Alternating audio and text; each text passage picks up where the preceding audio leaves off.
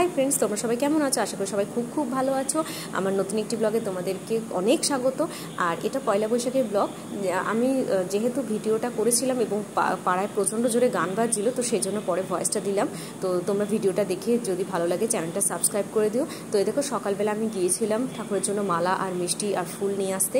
তো আমি কিভাবে সেই দিনকে আমার ঘরের ঠাকুরকে সাজিয়েছিলাম ফুলমালা দিয়ে, এবং তোমরা কিভাবে ঘরের ঠাকুরকে সেদিনকে ফল দিয়ে পুজো দিয়েছিলে নাকি মিষ্টি দিয়ে সেটা আমাকে জানিও, নাকি কোথাও মন্দিরে পুজো দিতে গেছিলে সেটা আমার সঙ্গে শেয়ার করো।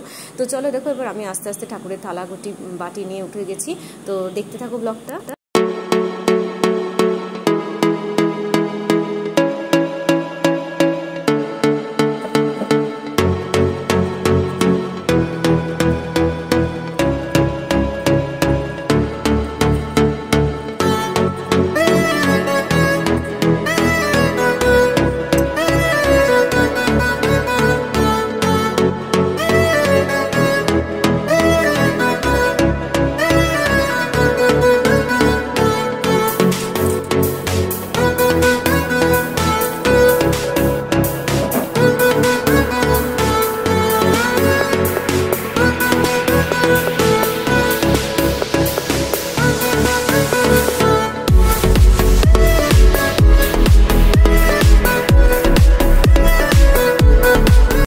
আর ফ্রেন্ডস, সেদিনকে দুপুরে লাঞ্চে ছিল ডাল, ভাত, 5 রকম ভাজা, আলুর দম, চাটনি, টমেটো।